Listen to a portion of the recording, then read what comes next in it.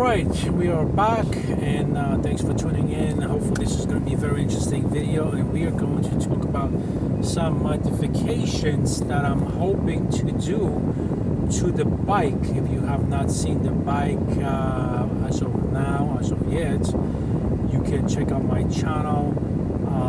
I got a mod for my motorcycle bike seat. I have a nice technique or tensioner built on that bike for single gear, also a kill switch, an alarm, a whole bunch of things that might be interesting to you. Now, speaking of a mod, I'm trying to do a rear carrying trunk, I guess that's what you call it. You see lots of scooters that have this it's a kind of sort of trunk, a carry-on trunk that you can put your helmet in. My goal is not to put the helmet in, but to put a additional 20 amp hour 72 volt battery. That will give me altogether 60 amp hours, and I think that would be a great distance. Few concerns that I have is the gravity. It's going to be kind of high in the air in the back of the bike, so it's not going to be balanced. Aerodynamics are not going to be estimated really time in traffic 13 minutes. Right. So the aerodynamics are not going to be so bad because I'm going to sit in front of it, so it's going to be behind me, so the aerodynamics is going to be fine. Wiring really shouldn't be a problem because it's a hardened plastic. I already ordered it for $40 from China. It should be coming August, which is this month. Actually, they say estimate July 5th. It kind of sucks because that's a no bueno.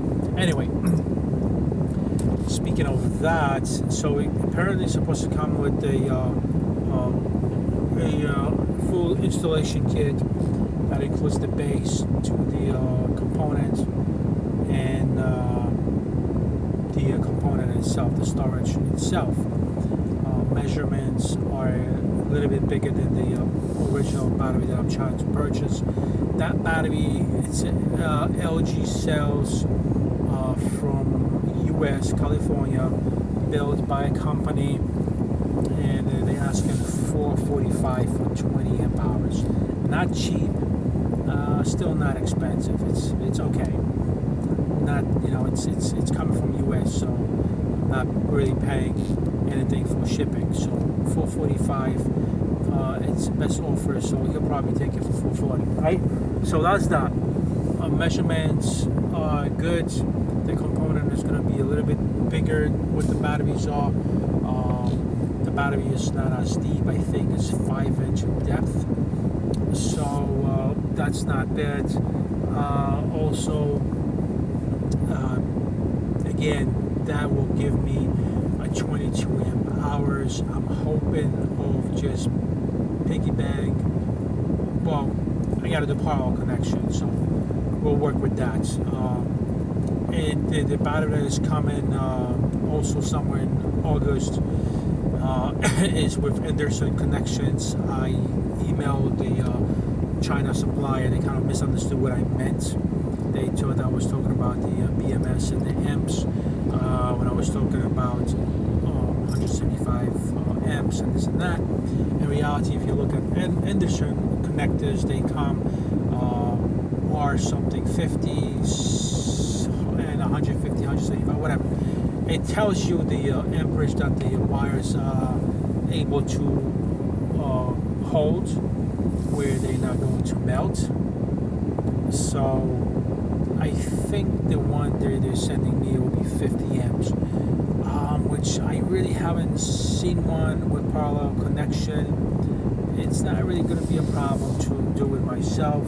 It's just additional time for me to do it, which is totally fine. Again, you don't want to screw the battery batteries up. You want to keep the positive away from the negative. Don't cross them together.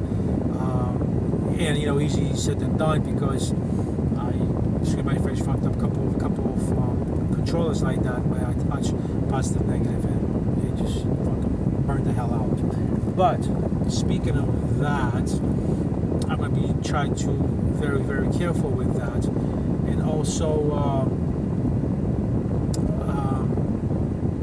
if that's the case, I discreetly will run the battery to the controller, and the reality is that will give me a great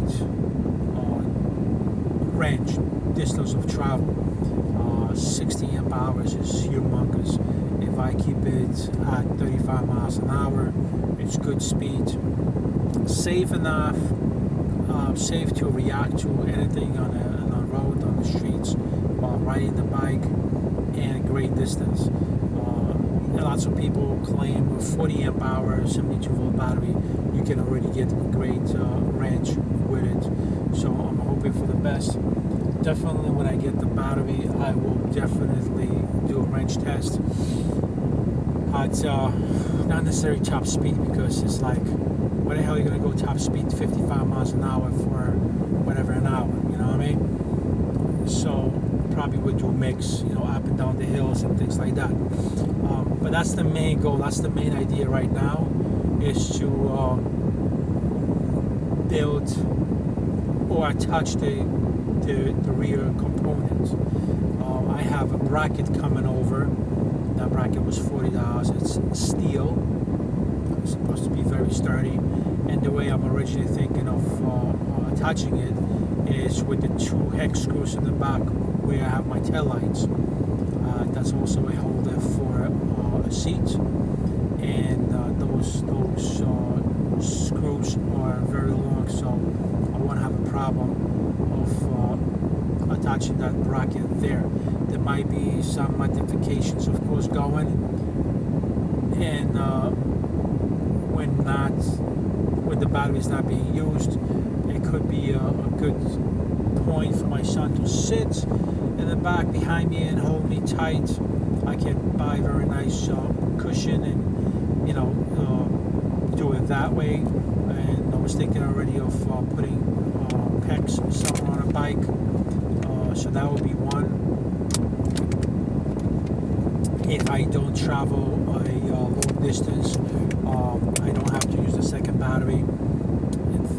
That component will be maybe not easily removed, but it will be removable. So it's not like I won't be able to remove it. So that's the goal. That's the way to go right now. So first, I am going to get that bracket. I'm going to do my best to do it very nicely and have it nicely, neatly organized, so it looks like it belongs to the bike. Because if it doesn't look like it belongs to the bike, it defeats the point of the look of the bike, because you want the bike to look strong and aggressive. And so far I have accomplished that, so I've been told. Other than that, when we get the bracket, we would then get the storage component, and hopefully by then we will have the battery, and I will be able to get back onto the project, connect the battery first normally, not far away, and do kind of like test with the 40 amp hours, and see how far it's going to take me. The thing that I need to buy or want to buy is a rapid charger for 12 amps. The Chinese supplier is sending me a charger for 5 amps, but you gotta understand that the battery is 40 amps. So 5 amps an hour and 40 amp hours, it's gonna take a little while. I've seen people charging 50 amp hour in 2 hours with a rapid charger. So it's not healthy. If you buy a battery, there's always the disclaimer, follow a description on the battery that the maximum charging amp is usually 10. That's the maximum. So you got to be accounting for that. And we'll see. But these are the goals. This is the projects that are coming up right now. And make sure you stay tuned in the channel and subscribe for the channels, and we'll go from there. So these are the projects coming, okay? Rear rack bracket, rear rack component, and for that, once we get that perfect, get it installed so it doesn't wobble, doesn't move, we'll move forward to choosing a battery, paying for the battery, having it shipped through eBay from Westside, and see how it performs. I looked at the specs. It's 50 amps and continuous push and 100 peak, so still not bad. It kind of sucks because my controller is 80 and I'll be only pushing kind of like 50. I think that puts me at like somewhere at 3600 watts, something like that. So anyway, folks, take care, be safe, drive safe.